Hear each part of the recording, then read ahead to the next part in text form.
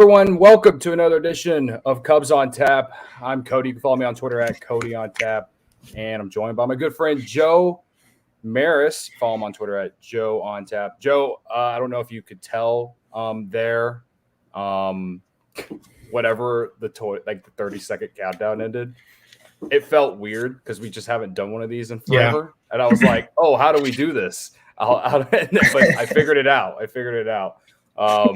So we are live on Twitter, Facebook, and our YouTube page. As far as I know, you still can't leave comments on Twitter, but you can go follow On Tap Sportsnet on YouTube and Facebook, and you can leave comments there. So we got a fun show tonight, Joe. I'm really excited about this because not only do we get to kind of talk about postseason baseball and whatnot, but we also get to talk with one of the best minor league pitchers in low A baseball this year. Yeah, I mean, like you said, first off, this feels a little weird. It's been a while. There's not so much Cubs to talk about, at least relatively recently. But there's the new GM hire, but it's just good to talk baseball again. Yeah, man. It's like you said, it's good to talk baseball, and I mean, I won't lie to you. I've been I wouldn't say I've been watching every single inning, every single pitch of any postseason game. I feel like that's pretty. I would say that is pretty normal for most Cubs fans at this point. Except for ones who are probably still just out there watching for former Cubs players. Mm-hmm. But I've been kind of tuned out just because I'm just like, I'm ready for this season to just be long gone and be done. I'm ready for the off season. I'm ready for them to get this CBA figured out, and then we can, do what we do, because I'd like to know if we're going to have, or if our team's going to be good next year. Because I'm tired of talking about what we could do and blah, blah, blah, this and blah, blah, blah, that, when, I don't know. It just seems like, to me, I'm just ready for next season already, but I'm ready for the season to be over at the same time. Yeah. I mean, it's definitely like this offseason feels, or it's not even the offseason yet. Like you said, it just feels weird watching baseball when there's no other Cubs games on. I got into a rhythm of switching from Cubs games to Sox games, Cubs games to Sox games. Mm-hmm. And now it's just like, all right, there's one game on, maybe two, like there is in this brief moment right now. But it's strange, and this is the first time we've really had to deal with the no postseason in a while. I know, 2019 when they lost to the Rockies. Oh, no, 2018, that was 2018, and 2019 they didn't make it. Mm-hmm. So, it's not like it's an unfamiliar territory, but it is a different feel than it was those years. So, yeah, it's different, especially with watching Schwarber hit a grand slam last night. Rizzo, Bryant were in the playoffs. Jock Peterson's going off a little bit. It's like, not that it's a bad thing. It's cool watching those guys, but it's just a whole totally different feel than it was the last couple of years. For sure. Our good friend Scott from Iowa, a.k.a. Scott Crawford, he comes in on YouTube. He says former Cubs players are on fire. And, Kyle Schwarber, the legend of Kyle Schwarber continues in the postseason, man. I'll be honest. I think letting go of Schwarber starting to hurt a little bit more than any move that we made at the deadline, man. And maybe that's more hindsight because, he's just had a great year overall. But at the same time, for me at least, it hurts a little bit more because I was someone who always believed that he could be an elite player or someone that, someone that could be part of the Cubs for a really long time. And I mean, 5-6 years, however long it was solid, but I don't know what happened in 2020. And I know that he was inconsistent and everything in the years prior to that, but always solid, I guess. But whatever Kevin Long did with him with the Nationals or going into the season with the Nationals. Hertz really just kept going ever since he went to the Red Sox, and he's just a complete different player in my opinion, man. He doesn't look anything like what he looked like when he was with the Cubs. And he's at first base too. Yeah, and he's at first base. Yeah, I think that's something that no one wants to talk about is the fact that he's out there actually playing defense too. It's not even like he's playing DH for the Red Sox. He's out there actually playing defense, and I'm rooting for him. Obviously, I wish him nothing but the best. It just kind of sucks that he's doing it for another team. Right. I mean, as far as the Schwarber things, I wasn't super upset when it happened, and I'm not super upset about it now. This is not something like this is all what we had hoped for him, and obviously we had hoped it was in a Cubs uniform. But at a certain point, it's just like drafting a quarterback in the first round. At some point, it gets to a deadline where you have to be like, well, do we see it or do we not see it? And not that we didn't see it. It was just time to move on. And yeah, it came back to bite him in the ass a little bit, but it is what it is. I mean, this is not a unique situation to the Cubs. Yeah. But then the nice thing to see is that, Cubs fans, at least on Twitter, are happy for Schwarber, as it should be, just like they have been for all the other former Cubs. For sure, man. Yeah, I mean, I guess the one thing that's kind of annoyed me about Cubs Twitter and Kyle Schwarber is people just keep going back to Tom Ricketts basically forcing Jed to non-tender him or whatever. And part of that could potentially be true or is true. I don't think we'll ever really know. And I get why it's easy for people just to assume that it was because of money. But I don't know, man. Like I was saying, when he came back in 2017 after the ACL, he was not very good. He hit 30 home runs, but he hit like 200 the entire season. Struck out a lot. 2018, going into the year, he lost all the weight, got better playing left field, was able to put together a solid year. It was a solid year. And then in 19, he got really hot in the second half. And we thought going into 2020, Schwarber was going to be that, because he took so much momentum from 19 going into 2020. Obviously, the pandemic and all that, it was only 60 games. How much can you really credit that? Blah, blah, blah, blah, blah. We've talked about it at ends. But from a front office standpoint, to me, it's kind of like you give this guy so many chances. When do you finally cut the cord on it? And I kind of said that today on Twitter. I quote tweeted a minor league guy. His name's Caleb Webb. Shout out to him. He's been in our streams before. And he said that he didn't think that non-tendering Schwarber had anything to do with money fully. Something like that. I can't remember exactly what he tweeted, but I just quote tweeted back and was just like, I tend to think that, performance at the end of the day kind of is the reason why the Cubs non-tendered him. But then someone replied to me, said, then why have we held on to Ian Happ for so long? And to me, that's kind of like a tough, like a different scenario. One, because Ian Happ's a little bit more versatile. Can play corner outfield and center field. And if you absolutely needed to, you could play second base. I do think he might have walked a little bit more than Schwarber. I don't know about that for sure. Obviously, Schwarber has a power, but when Ian Happ's going well, you can see why this guy was taken the first round. And I feel like you can say the same thing about Schwarber, but also Ian Happ, I just don't feel like he's had as much time as Schwarber has been given. I mean, he didn't come up with the Cubs until 17 anyway. Spent almost all of 19 in the minor leagues. Essentially, he's only really been given 2 full seasons to prove that he can play every day. I don't know. It's a tough situation. What are your thoughts on that? I think the difference between the two situations, they are definitely similar, but I think you look at Schwarber with what do they call it, rose-covered glasses because of 2016.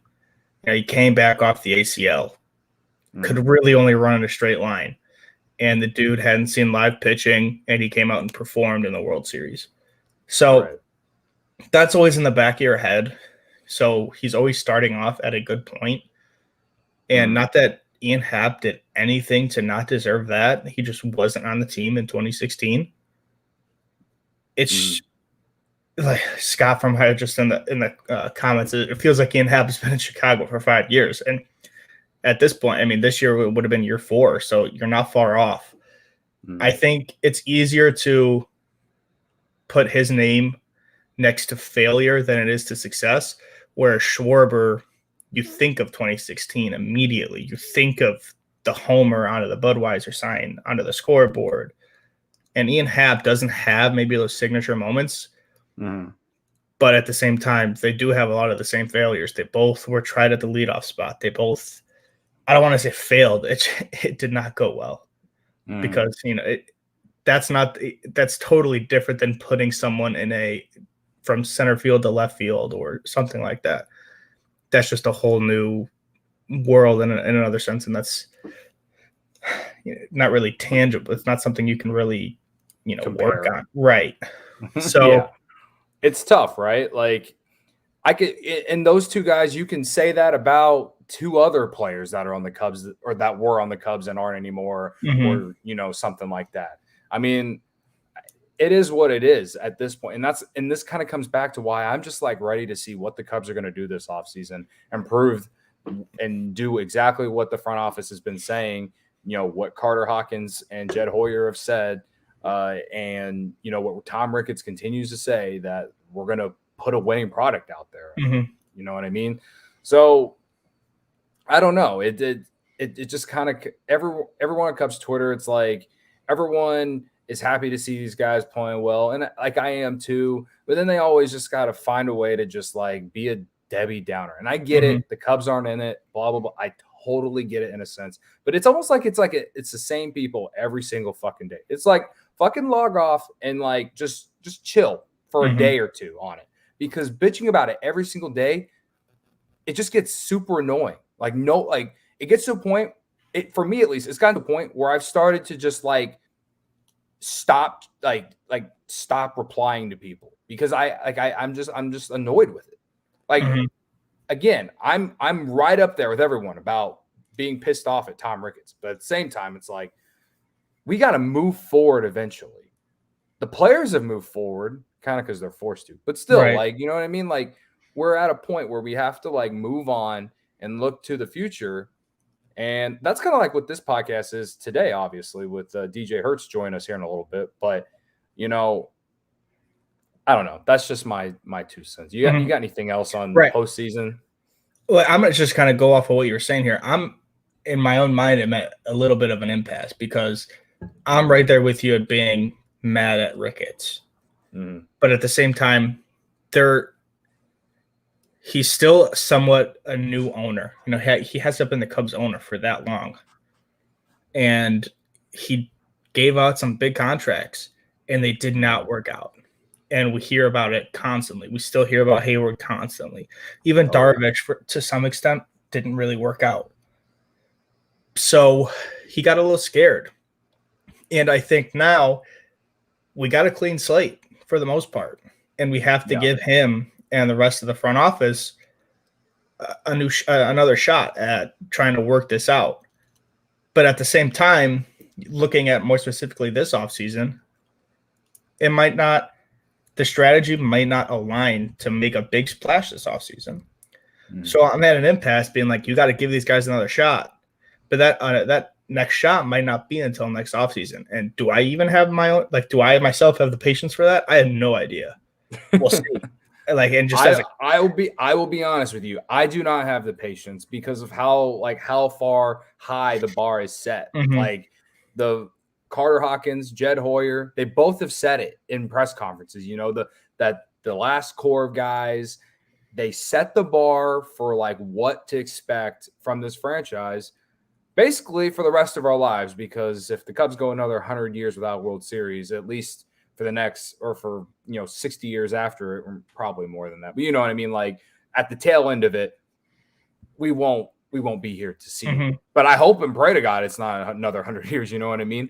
I hope to see another one.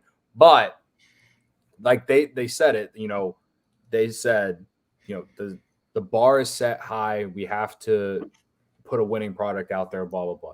That said, though, I'm with you in a sense, like we gotta be smart. Like I don't want the Cubs to go out there and give $100+ million contracts to 4 different guys. I don't think that's the right move, especially with the young talent coming up in a year or two. You know, Brennan Davis probably going to come up next year as well as your number 1 prospect, top 20 prospect all in baseball. You know, all these little things. I do think moves like, you know, no one remembered when it happened, but people were happy that the Cubs got Matt Duffy. Like, I'm not saying we need to not spend any money and go get guys like Matt Duffy, but Matt Duffy was a nice player. You can find players maybe a little bit heightened, a little bit, maybe, you know, a couple more $1 million than what Matt Duffy was, you know what I mean? Like, you know, just some solid major league players that have just kind of moved around. I don't have any on my mind. I did tweet the other day that I'd really love the Cubs to go get someone like Chris Taylor, versatile guy, outfielder. He's played a little infield too. Like, he kind of gives me like Ben Zobrist type vibes. You know, like that's just one guy off the top of my head that I can think of that I'm like, this guy, you know, he'd fit well with what the Cubs are trying to do. So I don't know. Like, is there a player in your mind that kind of sticks out to you? In a different vein, yes. I've in my own mind have talked myself into just wanting Carlos Correa more than anything in the entire world. Does it make sense? Probably not. But I don't even think that doesn't make sense. I was just thinking of guys who weren't going to cost a ton of money. Carlos Correa would be yeah. I mean, I'm not against it. I am interested to see what people will think of the franchise if they sign a guy like that who was part of the cheating scandal and all that. Outside of the trolls and the haters of this franchise, but you know, I am interested in like if that cheating scandal will have any effect on his free agency, because it's still something that lingers. People still talk about.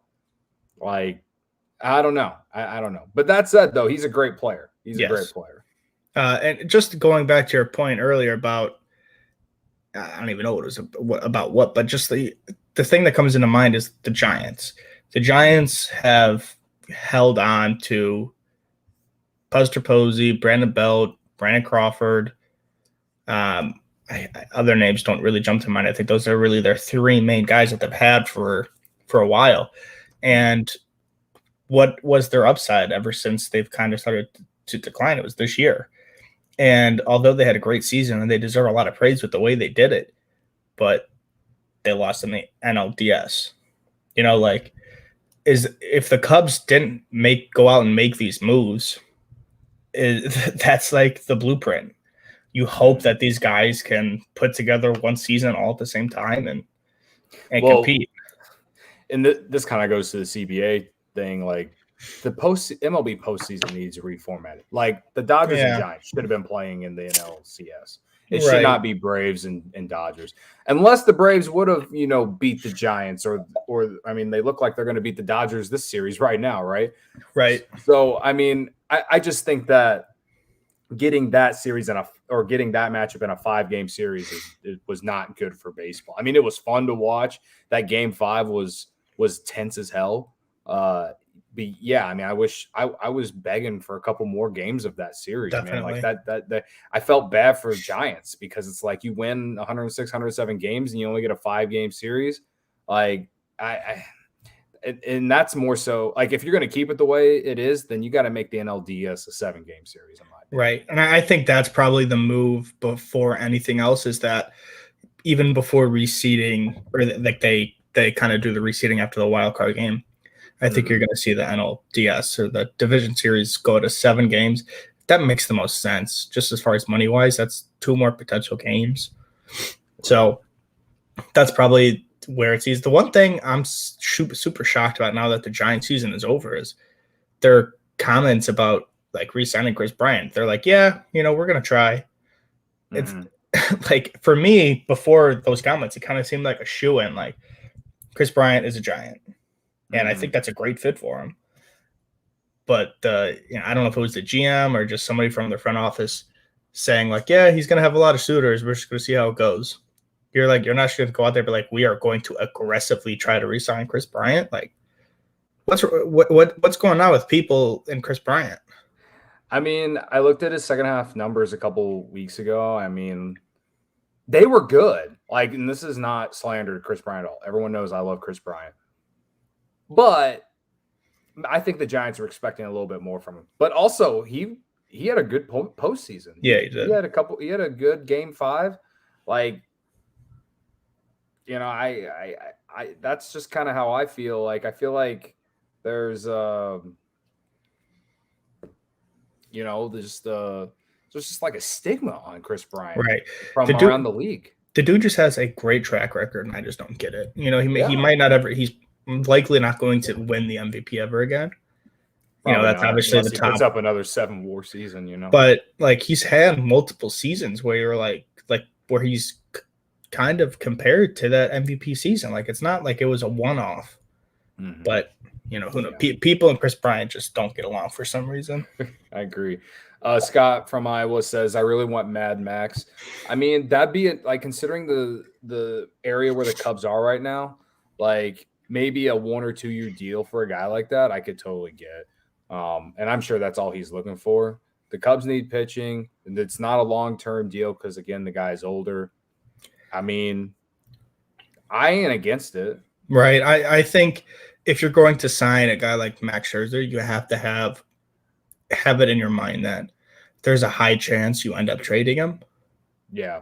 You know, like, just because it makes sense to just be like, man, for a guy, because especially a 2 year deal, you're more likely better off just trying to flip that.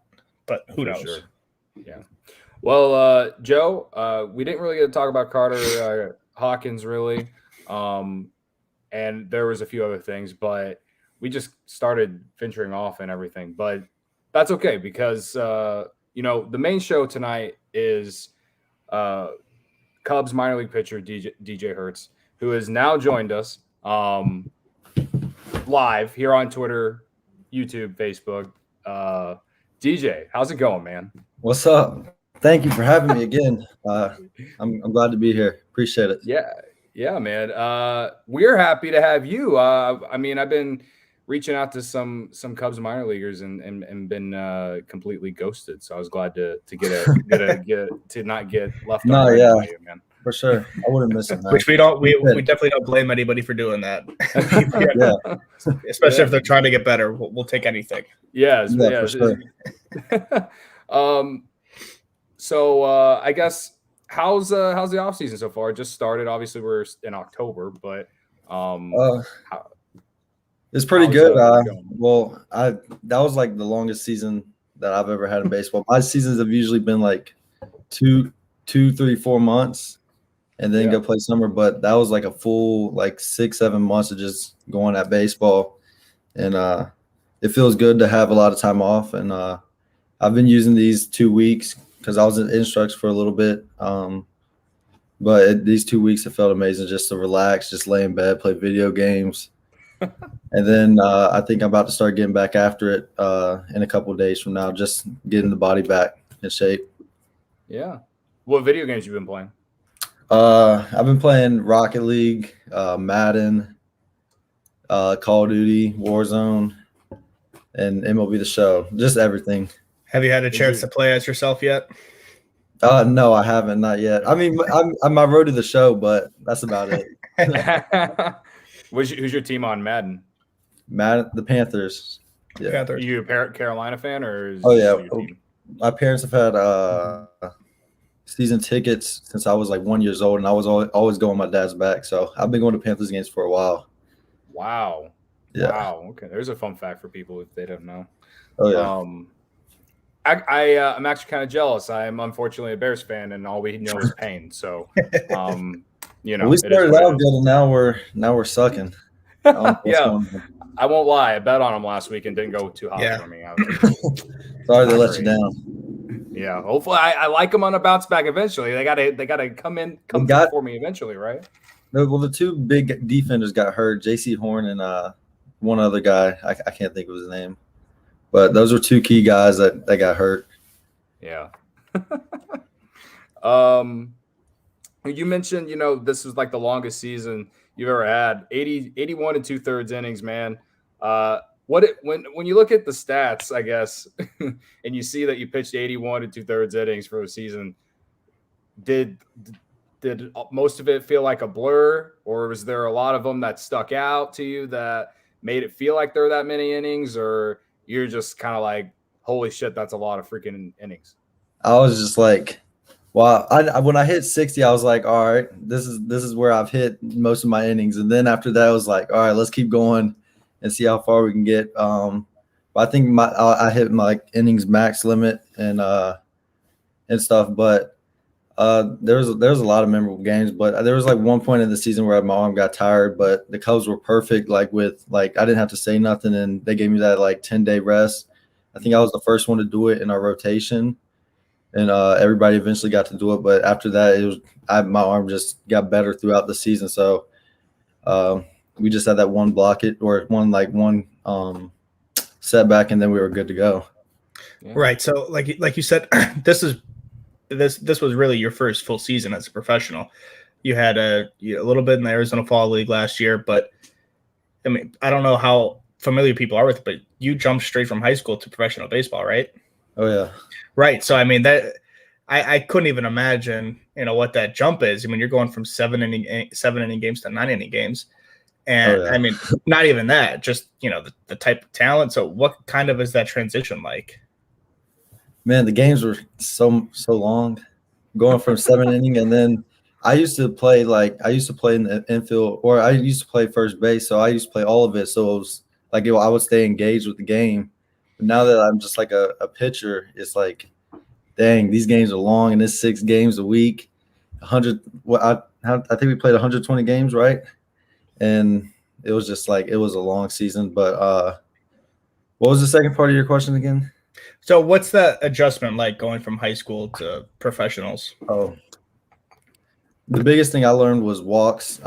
That's my biggest thing I'm trying to get better at right now. But walks kill you, and they do a lot of damage, and just being able to cut them out leads you to like a whole lot more success. And these guys are big. All they got to do is just make contact on the right, like sweet spot of the bat, and the ball go, and they don't miss a lot. But just adjusting, it was just one more strikes, and being able to put the off speeds in for strikes. That was probably the biggest thing I learned. Yeah. You talk about walks, but 131 strikeouts ain't bad though. Like, you gotta be pretty proud of that. Nah, yeah, for sure. That was a really cool thing of the season. One thing that was awesome. One thing from the minor league standpoint that's really stood out to me, like throughout this entire baseball season, was that there were so many that stuck out in the Cubs system that I just never heard of.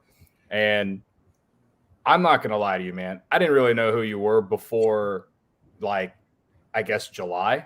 And I mean, it has nothing to do with, you or anything like that. It's more of just the fact that for the last 7 or 8 years, I haven't really had a reason to check out the Cubs minor league system. You know what I mean? Sure.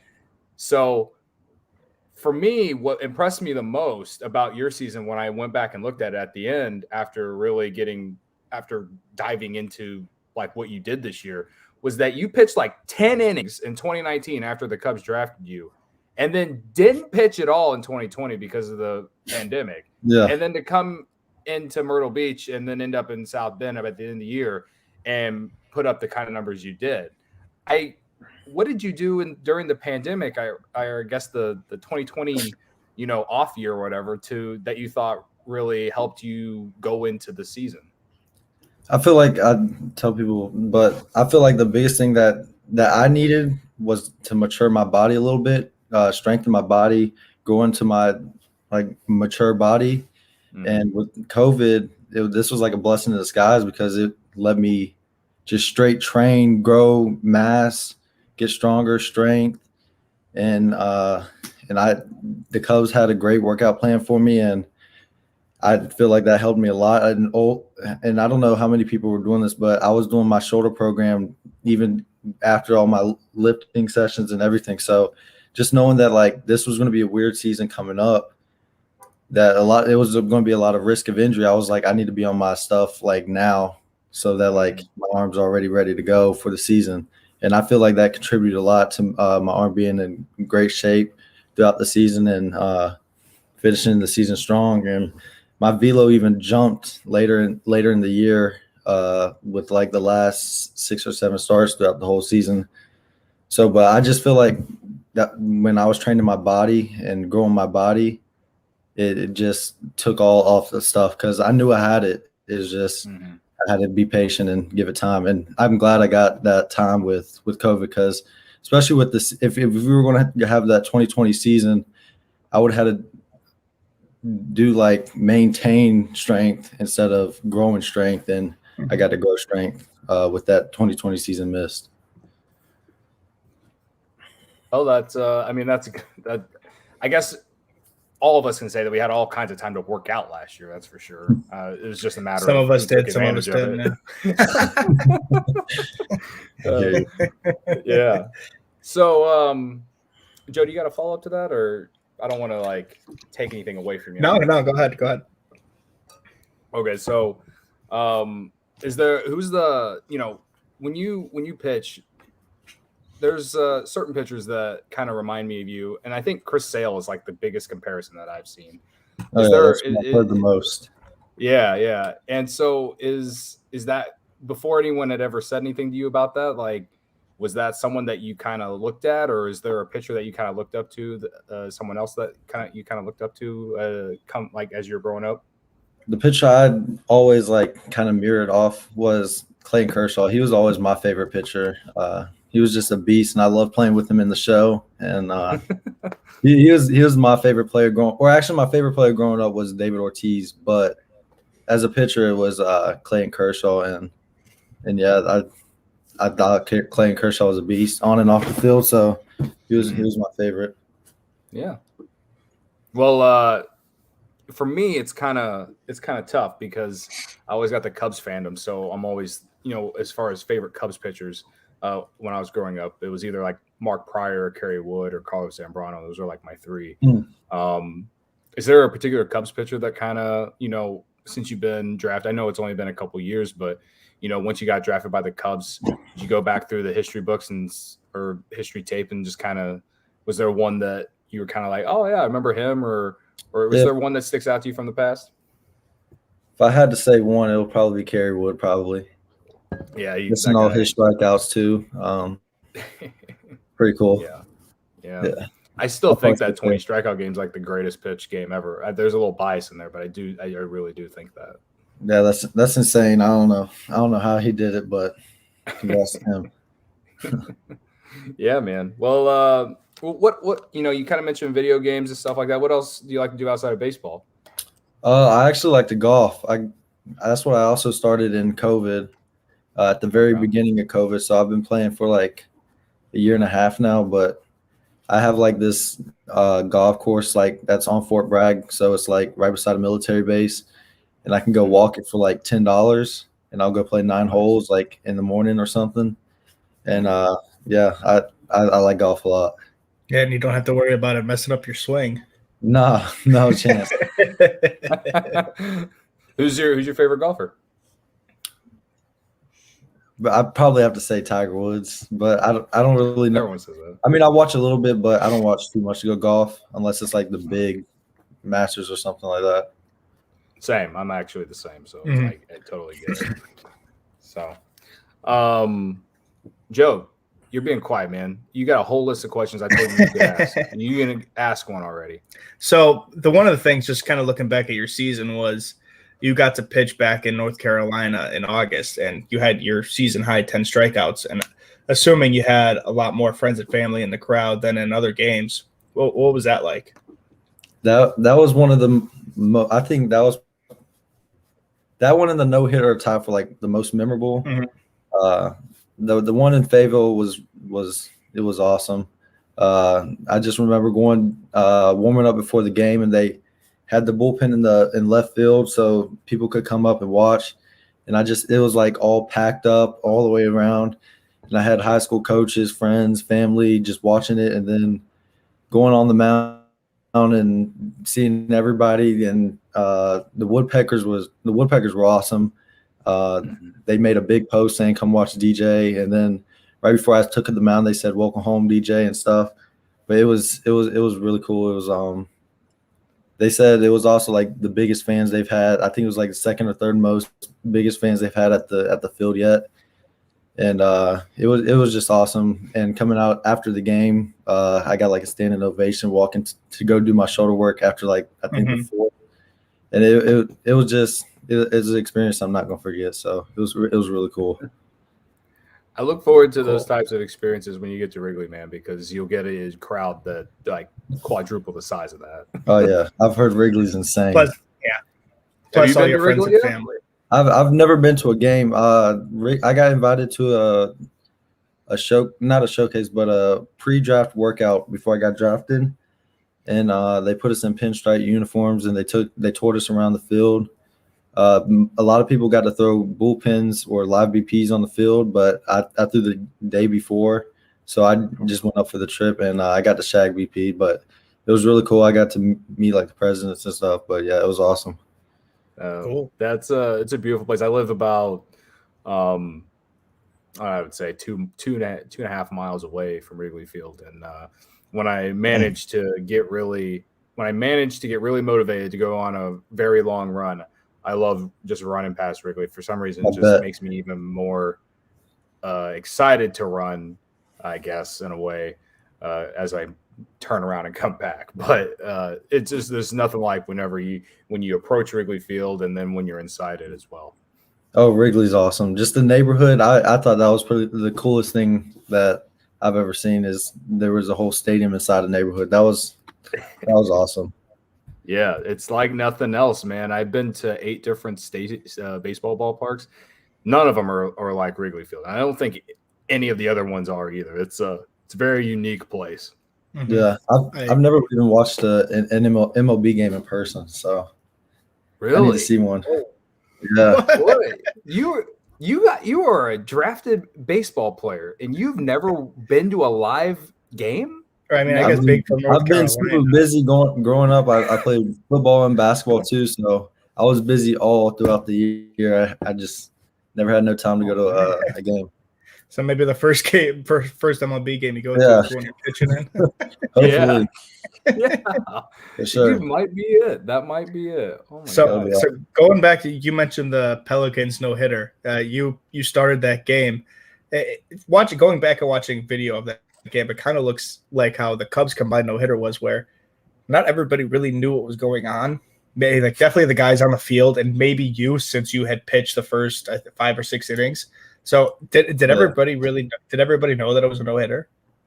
I knew what was going on. Well, actually, I knew I had no hits when I came out, and then I knew I had a chance to also win the game. So when the next guy came in, Jeremiah Estrada, he was one of our more lights out bullpen arms, and I think he went all the way to the 8th, I think. And I didn't realize, because I was doing my shoulder work. I come back out like in the 7th, so 2 innings later, and I looked up and I said, "Oh shoot, we still got the no hitter going." And I didn't say it out loud, but I was just thinking that in my head, and then ever since then it was like, "Oh my gosh, we might do this." And then the next pitcher came in for 1 out. I think he got him out, and then we brought in our guy Danny Correa, who's in the fall league right now. Throwing 99, 100. I said, "Oh, we got this in the bag." And then we did it, and it was really cool. Yeah. I remember hearing about it, or like seeing the tweet from the Pelicans Twitter account, and was like, dude, we're a franchise full of combined no-hitters. Like that's that's what there's like all three or four of them, right? Yeah, I think didn't Iowa have one this year? I think too, so, Joe. Yeah. I think South Bend had one too, right? South Bend, I think South Bend had one. Yeah, like I feel like every team except for Tennessee had one. And this kind of just goes back to what I was saying about how for the longest time I really wasn't following closely to the Cubs minor league system. I'd heard of a few guys. Obviously, Brennan Davis has been one that's been talked about a lot over the last couple of years, but I think with the pandemic being last year and no minor leaguers playing, I think the Cubs system has just kind of jumped to this spot now out of nowhere because of there not being a season last year. And, like you said, gave you a chance to just work out a ton, and it apparently it helped you get better. Obviously you did more than that, but like it's a very refreshing thing to see that the Cubs have a lot of upcoming talent, especially in the pitching race, because that's always been something talked about that the Cubs haven't really had. So that has to make you feel like you can be one of those next homegrown pitchers out of the system that the Cubs have developed. Oh, for sure. Cubs got a lot of young guys, especially hitters. They got a ton of young guys that are going to break out next season, and it'll be really cool to watch. I'm excited to watch them and follow them. So I think the Cubs are going to be great. We got a lot of great young talent too. Just be patient. Yeah, and for some of us, it's kind of hard to do that after the last 7 years, but it is what it is. I get it from a standpoint. I do. Scott from Iowa, he's a guy who's always in our streams. He has a question for you, DJ. He says, "Hey, DJ, being from the South, which restaurant in Des Moines has the best barbecue? By the way, the best deli is B&B Grocery and Deli." I don't know what that means, but I'm going to hope that you know what that means, bro. South. I've never even been in Des Moines. I thought that was in Iowa, but you're from That's where maybe is he saying? Is Scott saying that? Yeah. I'm from North Carolina. Yeah, that's what I thought too. Des Moines is where. Des Moines is that not where the Iowa Cubs are from? Yeah, that's where the Iowa Cubs are. But I was like so confused by the question, but I wanted to just throw it out there and see if anyone understood what it meant. Because maybe we can get some clarification. You're from the South though. Like, what's the best food though? The best barbecue. Best barbecue place here in Fayetteville, I'd probably say is probably Barbecue Hut. There was one right beside my high school, so we would go to that a lot if we ever wanted barbecue, and that stuff was pretty good. Yeah, Barbecue Hut. I was actually in Fayetteville a couple months ago for my day job. Pretty sweet place. Did you ever consider or think about going to University of Arkansas one day, or was I'm talking about Fayetteville, North Carolina. Fayetteville, North Carolina. Ah, shit. Yeah, you said North Carolina. I'm just gonna shut up now. Joe, go ahead. Yeah, we mentioned South Bend earlier. You got to finish your last 3 starts of the season were in South Bend. So what is that kind of jump like? Did they kind of come up to you be like, "Hey, you're going to South Bend for the last 3 games or for your last 3 starts," or is it something you knew was coming? I didn't really know, but I kind of had a feeling like I could get a chance to go up to South Bend and be able to prove that I can do the same stuff in Myrtle up there in South Bend. And I remember Skip, Buddy Bailey, called me in his office and said, "Hey, you're going to go up to South Bend." He said, "Trust me, all you need to do is throw strikes, and the dude's not going to touch your ball." So, and the very next day we got called or went up to South Bend and we did the same stuff we did in Myrtle up there, and it was a lot of fun. South Bend was fun. The stadium is beautiful, the weather's beautiful, and they get a lot of fans. So it was a very cool environment up there in South Bend, and I'm very cool. Go ahead, Joe. Sorry. So did they tell you after one of your start days, or did they tell you right before your next start day? So I was going on Saturdays. I was going on Saturdays for like 4 weeks in a row. And then I think I threw my last Saturday game against Columbia right before the last month of the minor league season. And then we played a game Tuesday. And then, after the game Tuesday of the series opener, they told me and 2 other guys that were going to go up to South Bend. So cool. I got to travel with Bailey Reed and Gabriel Jaramillo. So, yeah, it was cool. That's how it went down.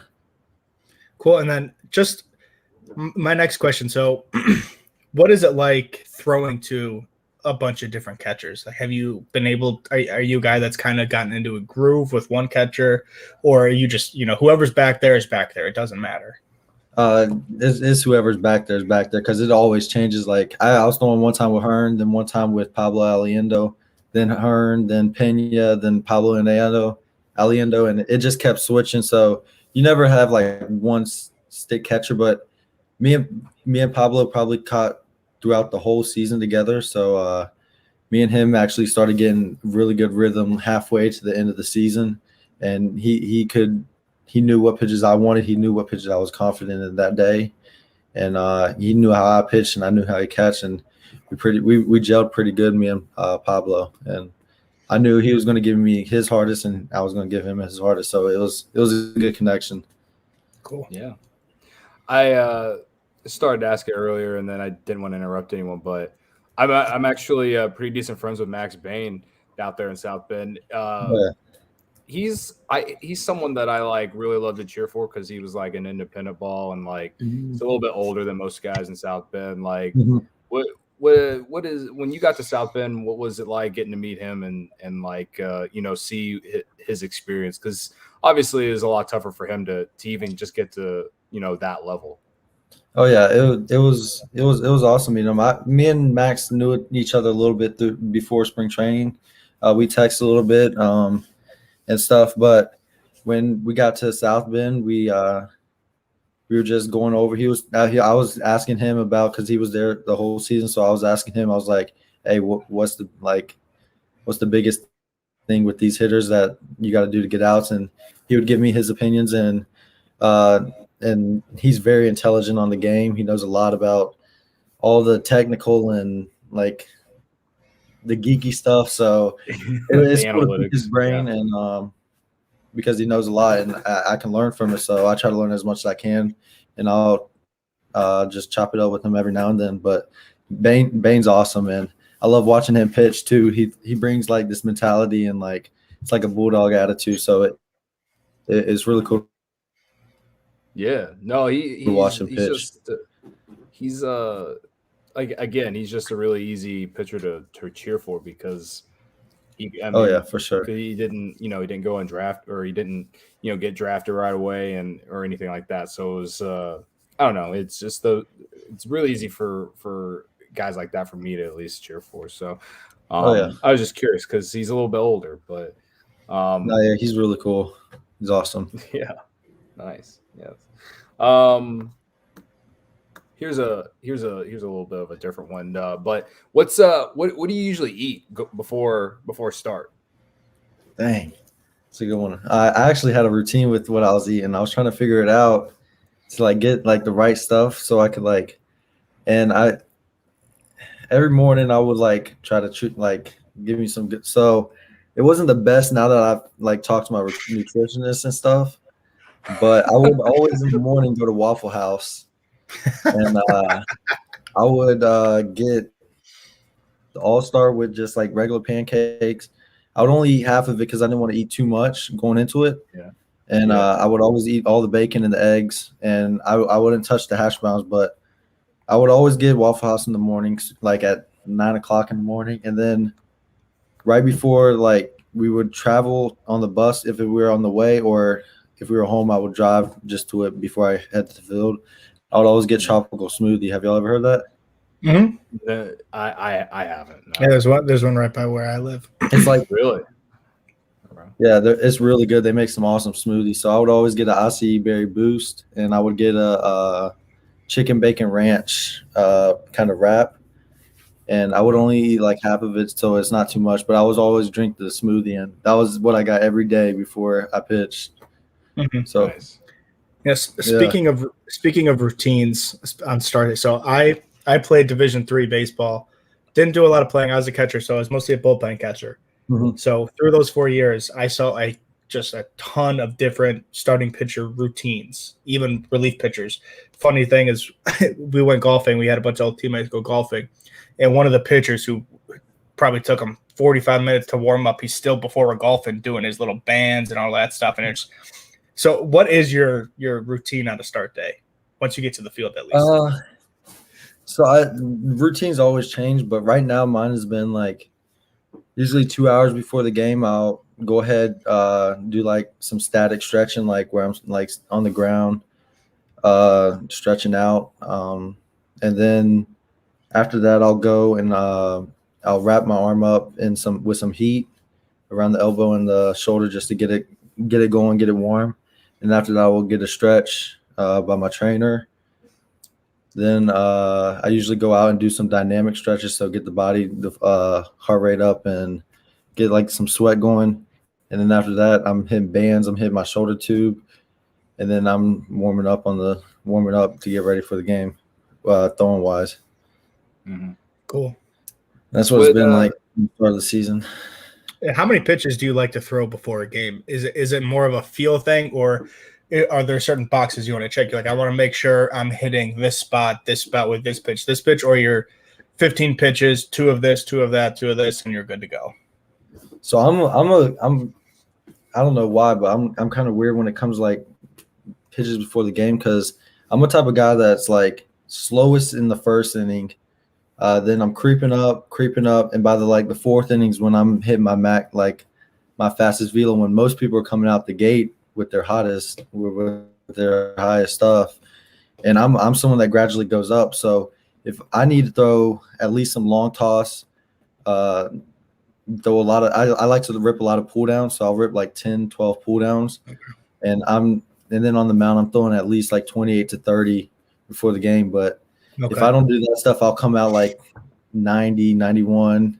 But if I do all that stuff, I'll come out like 92, 93, 94. And then I'll be hitting my top. I'll be sticking up there at the top. Cool. Yeah. That's really interesting how, just like all the process of just getting ready for the game. Oh, and to me, and of course, I didn't even play D3 baseball like Joe did. But, to me, it's like when I go to the gym every day, it's like, all right, do a couple stretches, maybe warm up on the treadmill, do 5-10 minutes, put the incline all the way up, whatever. And then I'm ready to go. And just everything that you just kind of put out there to say, like, before you even get to the mound, I think that shows how much it really takes to even be ready to go out there and throw. And I feel like a lot of casual fans don't even realize that. Oh, yeah. No, it always changes, and everybody's different. Some people get ready like an hour before the game. Some people get ready an hour and a half, 2 hours. Everybody's different. But, yeah, and music plays a big part of getting my mind right.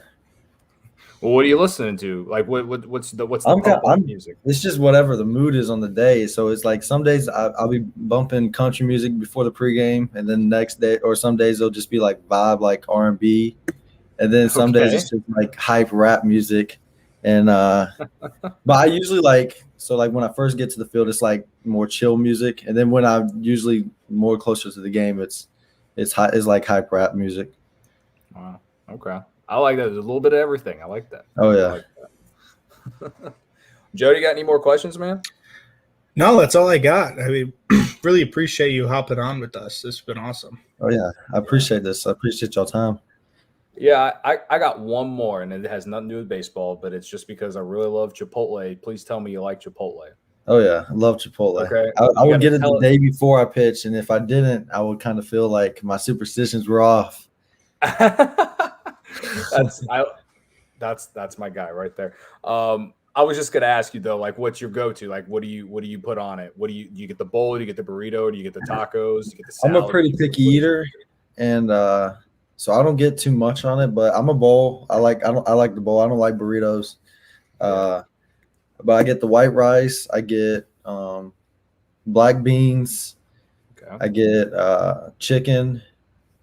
Then I'll throw some queso on top, and then throw some cheese on top. Shredded cheese. Okay. And that's my meal right there.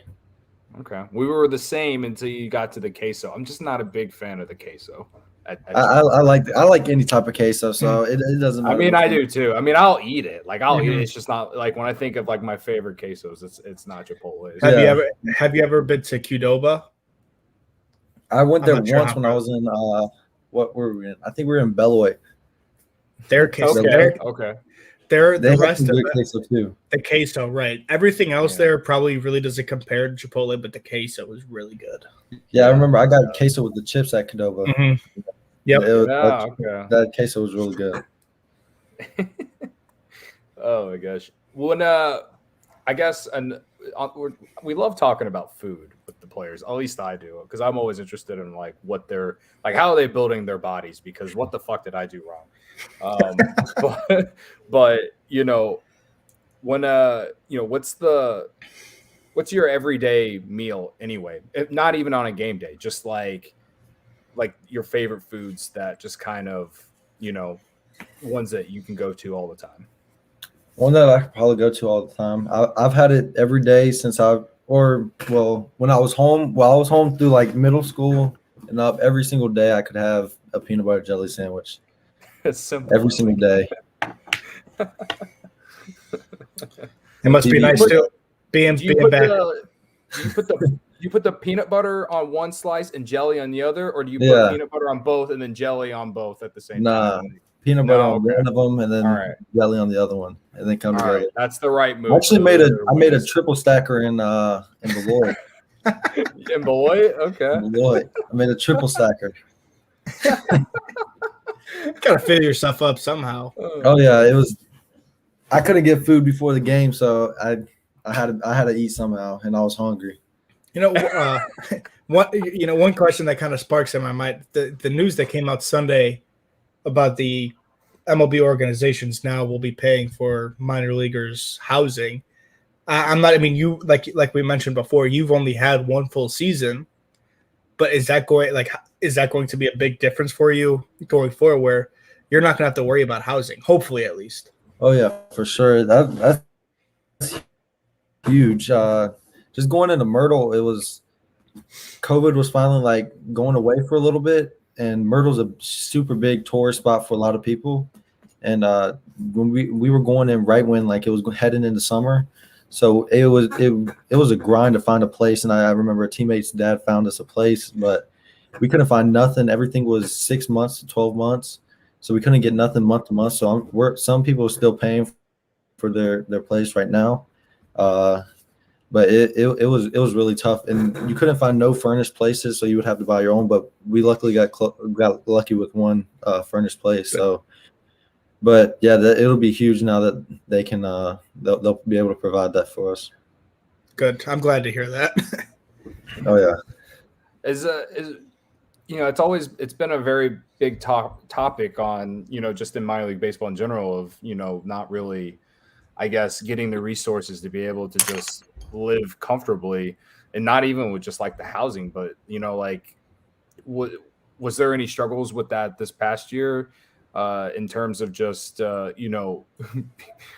finding, like, not necessarily just finding a place to live, but just like I know I've heard of guys rooming with like 3 or 4 other guys in one place, stuff like that. Like what did you do? Who'd you live with if you did?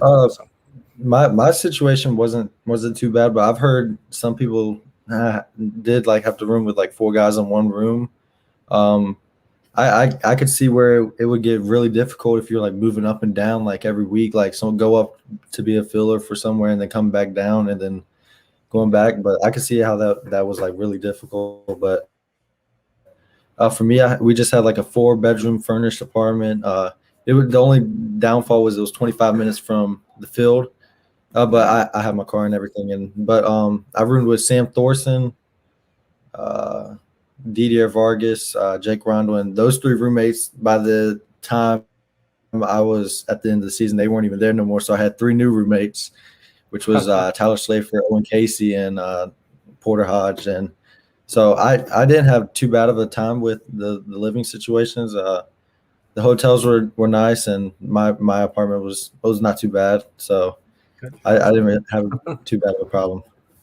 Okay. Well, that's good. I mean, that we're in some difficult situations. For sure. Yeah, no, for sure. You mentioned Owen Casey. Is the hype on him real, man? He's the real deal. Is this guy going to be the real deal? He was one of the guys I was talking about. We got a lot of young talent. That dude's eyes are ridiculous. Like for a 19-year-old to be able to sit on balls that he would sit on and just take, and then the power that he had. Myrtle Beach does him no justice because that field is a graveyard, so not a lot of balls get hit out. And like I think the first day he got there, if we were playing at any other field, he would have had 2 or 3 bombs in that first game. So, wow. But that guy, he's the real deal. So maybe that makes hearing that Myrtle Beach's field is a graveyard that makes Ed Howard's homer off the scoreboard a little more impressive. Oh yeah, that's super impressive. That was one of the funniest balls. If you get it out and from the bleachers to the center field, it was hit hard. And hearing that, maybe that might make you want to stay in Myrtle Beach a little longer. But we want to see we want to see a rise through the ranks. Myrtle Beach was fun to pitch at. Yeah, we want to see a rise through the ranks, and I'm sure you've heard plenty of stories about the wind blowing out at Wrigley, but we'd still love to see you there. I shagged that one time in Wrigley, and I mean that was just batting practice, and balls were just going farther than I've ever seen, and I was like, "Yo, this is crazy." Well, I mean, what was there a ballpark in in the minors this year that sticks out to you as one of your favorites outside of Myrtle Beach or South Bend? The very first series, Charleston, I liked how much fans were there. They did a lot of what's the word? Heckling, and that was pretty funny. So that was my first introduction to heckling and stuff. So I was having a good time there. But probably the nicest field was probably South Bend. I think South Bend field was sick. Dude, I still have never been there, and it's not even that far from Chicago. No, it's not. Yeah, I've been there. We've been here at Cubs on Tap. We've in our Slack channel, we've been talking about going to South Bend. We talked about it all season, but we just could never find time for all four of us to go. And so I think next year is going to be the year that we definitely find some time to head out there. We'll have to let you know ahead of time, and for sure. Maybe we come see a start if you're there. Oh, at least if you're not there, I hope you're in Tennessee, man. Oh yeah, Quad Cities was another really cool field. They had a big Ferris wheel in left field, and then the river in right field. That field was pretty sick. Nice. So, I've never been out there. I did have a friend I knew. I used to work with. He interned at Quad Cities, and he said he really loved that place too. So, yeah, that's cool. Yeah. So, all right, man. Well, anything else, Joe? I think we've asked all the hard hitting questions. I hope we didn't give it too much of a hard time, DJ. Oh no, we're good. This was fun. Yeah, we'll either let you get back to playing video games or going to bed so you can wake up and play 9. All right, I appreciate it. Yeah, DJ, I appreciate you again. And good luck next season. Thanks again for coming on, and we'll keep in touch because I wasn't lying. If we come to South Bend next year, we'll let you know. We'd love to come see you make a start, man. For sure. Awesome. Just let me know, and I can get y'all free tickets and stuff. So just let me know. Hell yeah. He said it. We have it on tape. You can't forget now. For sure. All right, man. Well, you take care, man. And thank y'all. Good luck the rest of the offseason, man. Yes, thank you. Y'all too. Thank you. See y'all. Bye. This guy, he's a cool guy, right? Yeah, he was. Yes. Sometimes it's easy to forget. I mean, he's only 20 years old, man. Yeah. Hearing he was only in high school 2 years ago. The one thing that really jumps out at me is the jump from 7 innings to 9 innings from high school, to even college where we play 9 innings. He is totally right about those 8th and 9th innings. They add an extra hour to the game, and you're like, what is happening here? There was one game we were playing. I think we were playing a doubleheader. I think we were at the field for almost 9 hours, just insane stuff. And I mean, I can't even imagine that. I mean, we don't get there near as early as professionals do. Yeah. He seemed pretty mature for a 20-year-old, right? Too. Like, I could tell he was a little nervous with some of his answers and stuff. Just like I was. Yeah. But, the kid's still growing. And, all I got to say, Joe, is this was a hell of a start to the offseason for Cubs on Tap to get the Cubs minor league pitcher of the year to kick off the offseason, man. So I'm really excited about what we got coming up in the rest of the offseason as far as guests and, obviously free agency and trades and stuff like that. It's going to be a lot of fun to talk about, man. But this was a fun one. Yes, it was. I mean, I tweeted this out, and today is my birthday. I mean, this is happy birthday, by the way. I knew this, and I completely forgot to even start it off. You unintentionally delivered with a great gift. I mean, this is awesome. Yeah. No, you're welcome. And I wish Ron could have been here to do this with us as well as Juice. But we have a lot more guests coming up. We got a big one in the next one. I just don't have a date for it yet, but and I'm not going to reveal who it is yet. But it's another big one as well. So everyone listening via podcast form, or if you've been in the stream, stay tuned for that. But Joe, are you ready for my best Ron Luce impression? I've tried it before, and I know you're better at it than I am. But man, go. All right, go ahead, Cubs on Tap. Cubs on Tap is brought to you by OnTapSportsNet.com. Head on over there, get all your Chicago sports needs, and you can follow me on Twitter at Cody on Tap and Joe at Joe on Tap.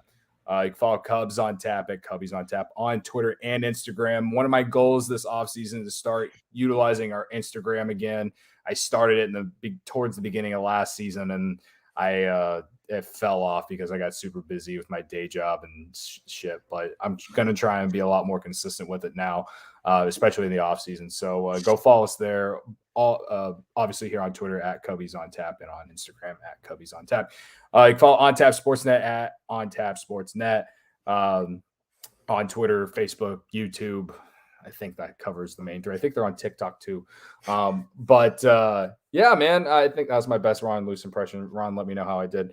I don't know what else to say, but I appreciate you joining us tonight. Thanks to everyone listening. If you listen to the podcast, make sure you leave us a 5-star review.